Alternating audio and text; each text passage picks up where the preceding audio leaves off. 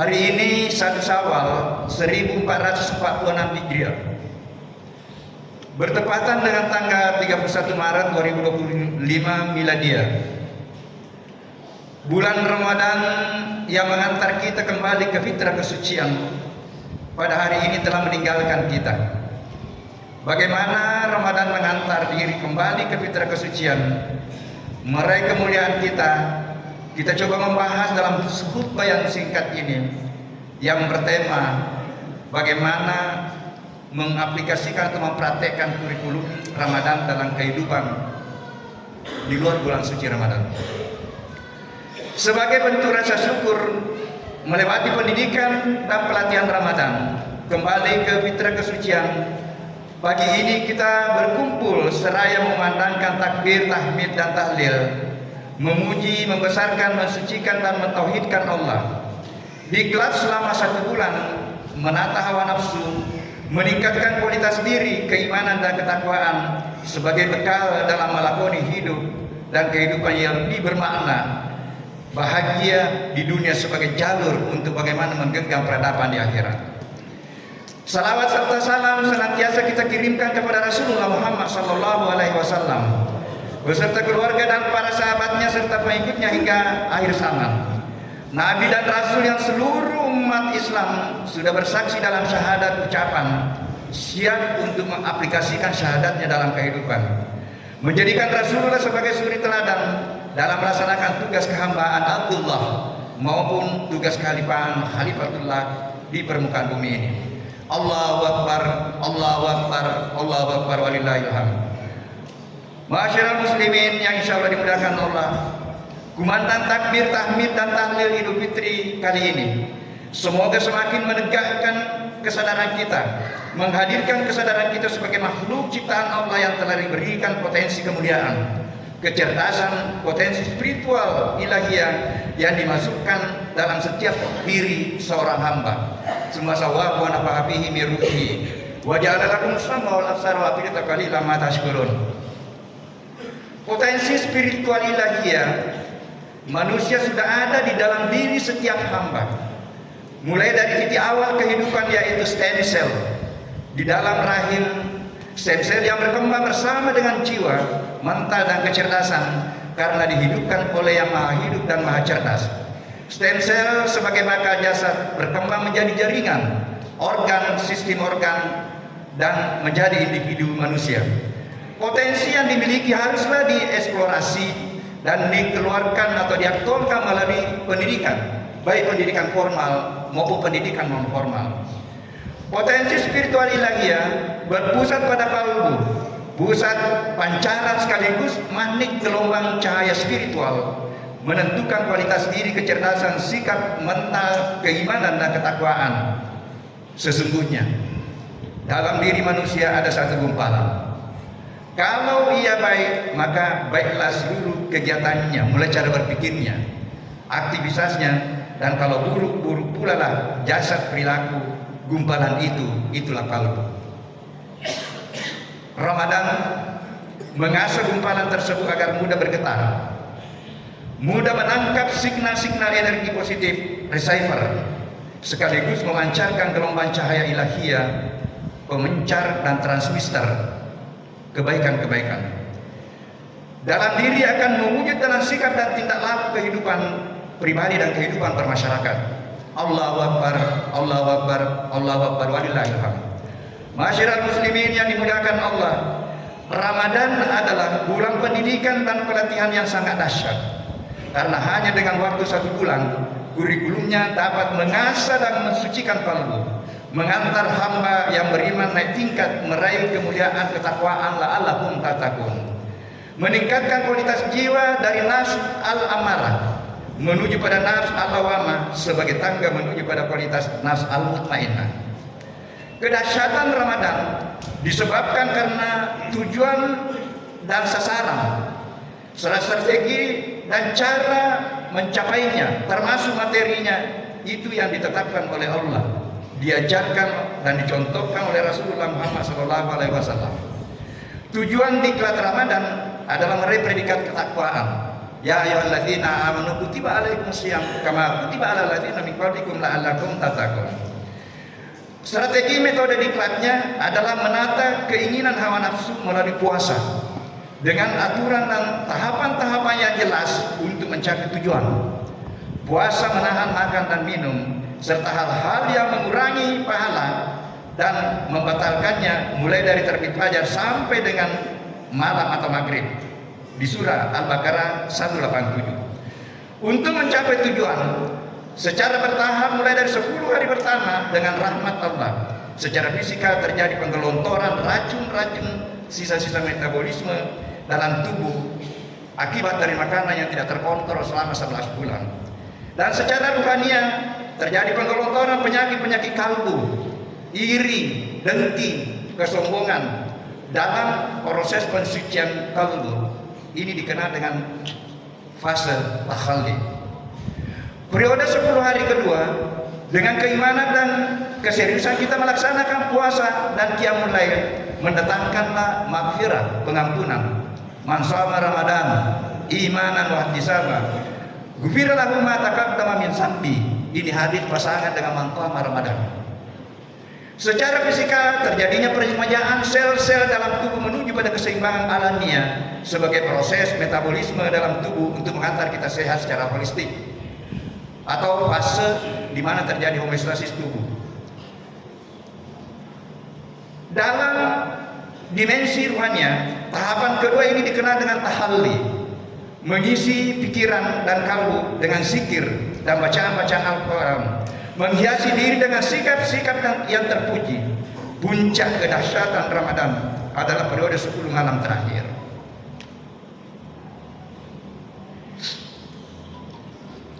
Di mana terwujudnya buah dari proses terpadu antara jasad dan rohani, perbaikan keseimbangan metabolisme dan pensucian kalbu, merasakan kenikmatan dengan ketenangan jiwa, itu minan nar, serta resapan nur ilahi, nur Al-Quran ke dalam kalbu hati yang berhasil mensucikan kalbunya mulai dari hari pertama sampai dengan 10 malam terakhir, melakukan proses pensucian kalbu, di mana akan diisi oleh Jibril bersama rombongannya yang membawa hikmah Al-Quran.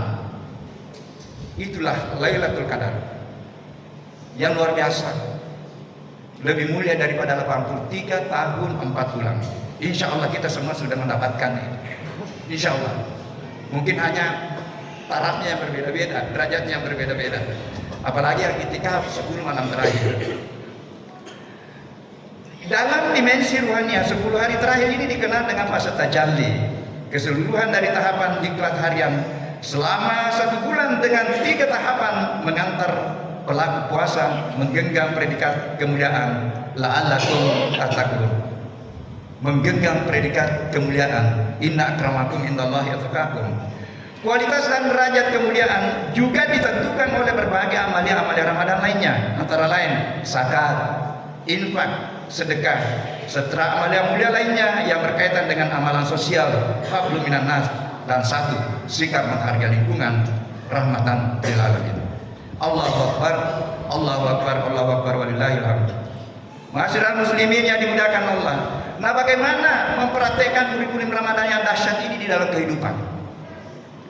Puasa yang melatih kejujuran, kesabaran, kedisiplinan, memahami aturan atau mematuhi aturan harus dilanjutkan dengan puasa sunnah. Syawal jangan lupa nanti.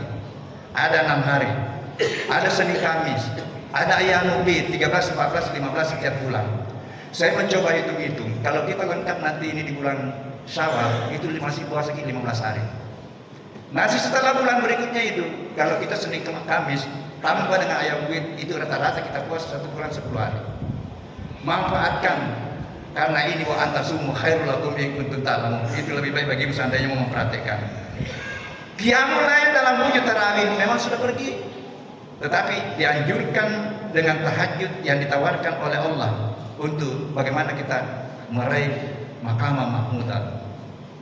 Tidak terikat oleh waktu, tidak terikat oleh bulan, tetapi Allah menganjurkan atau menyampaikan wa minal laili fatahajjat bihi nafilatan laka asa an yab'atsaka rabbuka maqaman mahmuda. Pada sebagian malam bangunlah kamu sholat tahajud, niscaya aku akan memberikan posisi kemuliaan. Langsung Allah yang menjanjikan ganjaran. Di surah 17:9, 17:8 itu kan berita salah wajib. Allah menganjurkan untuk kita tambah-tambah sholat tahajud. At-Taruri Pak Dongan di 17:80. Rabbi adkhilni mudkhala sidqin wa harjni mukhraja sidqin waj'alni min ladunka sultanan nasira. Insyaallah kita berpeluang besar untuk mendapatkan 4 posisi kemuliaan di sisi Allah. Kalau Allah memuliakan hambanya, adakah makhluknya yang akan menghinanya? Ini rahasianya. Kebiasaan sholat tepat waktu, jamaah, zikir dengan kalimat thayyibah dan zikir perilaku dalam pekerjaan antara sholat dipraktekkan dalam kehidupan. Ini dijelaskan di surah keempat 103. Wa idza qadaytumus shalah, nareko burak masuk ajar. Fashkurullah qiyaman wa qu'udan wa ala junubikum. Engaranga di jama-jamamu palawangan sampajang. Pada saat kapan yang Allah? Pada saat kamu berdiri, duduk, baring, engkau ke jama-jama lepek boleh kutandui. Fa idza manantum wa aqimis shalah. Setelah itu tertos ke sampajang. Inna sholata kanat 'alal mu'minina kitaban mawquta. Karena sebenarnya waktu salat wajib itu aku sudah tetapkan waktunya. Ini saja yang diterapkan dalam kehidupan ini. Itu sudah luar biasa. Pembiasaan ikra, tadarus, tilawah dan tadabbur Al-Quran dilakukan dalam program secara berkelanjutan. Wadah untuk bergabung dalam komunitas keluarga Allah. Rasulullah pernah menyampaikan depan sahabat, sesungguhnya Allah itu memiliki keluarga. Bertanya para sahabat, siapa itu keluarga Allah? Ya Rasulullah, Ahlul Quran, termasuk penghafal, termasuk juga teman-teman yang mencoba mentadaburi, menghubungkan ilmunya dengan apa kata Tuhan dalam Al-Quran. Itu juga insya Allah masuk pada keluarga Allah. Kesadaran akan kewajiban mengeluarkan zakat, mulianya infak dan sedekah, selain untuk mensucikan kalbu, juga akan membangun kepedulian sosial dan kesolehan jaringan lingkungan. Kita harus hadirkan bahwa datangnya serangan tikus, datangnya hujan, datangnya fakta-fakta yang kita saksikan itu tidak terlepas dari izin Allah. Datang serangan hama itu diizinkan, datang banjir itu diizinkan. Tetapi memang secara klimatologi itu enggak nanti banjir. Tapi jangan ragu. Boleh jadi kalau kita berdoa, awan yang mau jatuh di atas masjid ini digiring di atasnya losari dan jatuh di atasnya losari. Ini yang tidak ada di umum. Dinafikan semua yang begini. Allahu Akbar walillahil hamd. Masyarakat muslimin yang dimuliakan Allah Subhanahu wa taala, sebagai bahan renungan. Yang pertama, peta jalan kehidupan untuk meraih keselamatan dunia dan akhirat. Allah sudah sampaikan pada surah Ali Imran 3:102. Ya ayyuhalladzina amanu taqullaha ittaqullaha haqqa tuqatih wa la tamutunna illa wa antum muslimun. Aja mu'atin. Jangan pindah ke alam barzah sebelum mampu berserah diri kepadaku. Mentauhidkan hanya aku. Tetapi tangga untuk menuju ke situ iman, takwa yang sebenarnya takwa baru sampai ke situ. Jalurnya salah satunya jalur puasa. Jalur yang lain nanti bagaimana amalan-amalan yang lain. Jalur yang lain bagaimana menghargai lingkungan. Karena 3 P diperbaiki untuk bagaimana kita menuju puncak perjalanan spiritual. Hubungan kita dengan Allah yang berimplikasi kepada amalan-amalan ritual. Hubungan kita sesama manusia, hablum minan nas, saya tambah kisahku yang jarang diungkap. Bagaimana damai dengan alam. Guru Taqi Hayat Nasaruddin Umar, dia menyampaikan konsep hablum minal alamin. Dia menyampaikan ukhuwah makhlukiyah. Dikaji dalam pendekatan teoekologi. Saya menyuarakan bagaimana spiritualisasi lingkungan, bagaimana merubah falsafah kehidupan kita dari sekedar ekosentrisme naik tingkat ke spiritualisentrisme. Siruntumatoi sama-sama jadi Pak Kiai. Saya bilang biar saya dengan konsep spiritualisasi lingkungan, Pak Kiai dengan konsep ukhuwah makhlukiyah. Bahkan untuk meniti anak tangganya tadi amal-amal soleh yang terkait dengan 3 tadi hubungan itu. Semua yang wajib nanti kemana ke sunnah. Perjuangan kita untuk melejit, mempercepat pergerakan kita naik ke puncak adalah pemegawi sunnah-sunnah. Dan minta doa sampai pada suatu makam. Dalam satu hadis qudsi Allah menyampaikan, ketika hamba sudah sampai pada makam, masaharan itu pegawi sunnah. merasa kehilangan kalau tidak sholat tahajud, merasa kehilangan kalau tidak puasa sunnah. Sebagai bentuk kasih sayangku, akulah datang untuk menata mulai dari caranya berpikir, caranya mengambil keputusan, seluruh gerakan-gerakan tubuhnya aku yang pandu. Masya Allah. Yang kedua, meniti peta jalan kehidupan hanya silih berganti antara ibadah dan muamalah, salat dan falawagana sepanjangnya antara salat. Rambu-rambu dalam menitinya telah ditunjukkan dalam Al-Quran dan diperhatikan oleh Rasulullah. Ketika saatnya untuk salat, posisikanlah Allah lebih penting daripada yang lain. Di surah Al-Jum'ah ayat 29. Meskipun itu fokus pada salat Jumat, tapi alangkah mudahnya kita kalau seluruh azan. Ketika sudah tiba azan, sadani Allah yang jama-jamatan. Karena Allah menyampaikan khairul lakum in kuntum ta'lamun. Itu lebih baik bagimu seandainya mau mempelajari atau mempraktekkan dalam kehidupan. Jagalah waktu sholat, hafizu ala salawati wa salatil wusta. Di surah Al-Baqarah 238. Setelah ibadah bertebaran untuk mendapatkan karunia Allah, fa iza qadaitum shalah. Tadi fazkurullah qiyaman wa qu'udan. Kemudian di surah Jumat juga, hari kupurna masuk pada Jumat, fantasyiru bil arwa batagu bi fadlillah. Lesurpa jamaah-jamaah yang terkait dengan peran kehalifaan kita. Kalau ini bisa diperhatikan para bupati, para gubernur memberikan edaran kepada OPD-nya, saya yakin kesejahteraan masyarakat akan tampil. Karena itu ayat. Walau anna ahlal qura amanu wattaqau la fatahna alaihim barakatun minas samai wal ardh. Tetapi Allah menyampaikannya kalau sebaliknya kau lakukan, sebaliknya juga kau nikmati. Hidup ini adalah pilihan. Engkau mana nih kau kurangi, engkau mana nih contoh Rasulullah. Tinggal perjuangan kita bagaimana menghadirkan Al-Quran dalam kehidupan sebagai kurikulum kehidupan. Yang ketiga, istiqamah merawat dan meningkatkan kualitas ketakwaan yang sebenarnya melalui implementasi kurikulum Ramadan secara berkesinambungan akan mengantar hamba meraih puncak perjalanan spiritual penyerahan diri yang insya Allah yang akan diundang khusus berpisahnya antara jasad dengan nyawanya, diundang dengan panggilan terhormat, ya ayyatuhan nafsul mutmainnah irji'i ila rabbika radiyatan mardiyah fadkhuli fi ibadi wadkhuli jannati. Ya mana hormati siapa? Saya merenung, rupanya kehidupan itu berawal dari mengaku di hadapan Allah sebagai hamba, alas subirabikum lalu bala syahidna, dan mencari jalan untuk diakui sebagai hamba. Hai jiwa yang tenang, tentram dan damai, kembalilah kepada Tuhanmu dengan hati yang puas bagi diridhoinya, maka masuklah ke dalam golongan hamba-hambaku yang saleh dan masuklah ke dalam golongan surgaku. Hamba yang masuk surga diundang. Ya meskipun para sufi bukan lagi surga cari, ya dia target mau ketemu dengan pemilik surga. Yang keempat, Ramadan tamu agung yang membersamai kita selama 1 bulan telah meninggalkan kita. Merasakan kepergiannya pasti berbeda-beda, tergantung pada keseriusan kita membersamainya, mengoptimalkan berbagai tawaran amalianya. Selain dari puasa, hamba yang menyambut dan membersamainya dengan biasa-biasa merasakan kepergiannya biasa-biasa saja. Mungkin juga ada yang tidak merasakan apa-apa. Tetapi sebaliknya, yang serius mengoptimalkan membersamainya, siang dan malam pasti terbangun cinta dan kasih sayang dengan Ramadan. Pasti merasa kehilangan, pasti merasa sedih, tetapi jangan larut dengan kesedihan. Hanya bulannya yang pergi. Amalia-amalianya yang saya jelaskan tadi masih siap untuk diamalkan.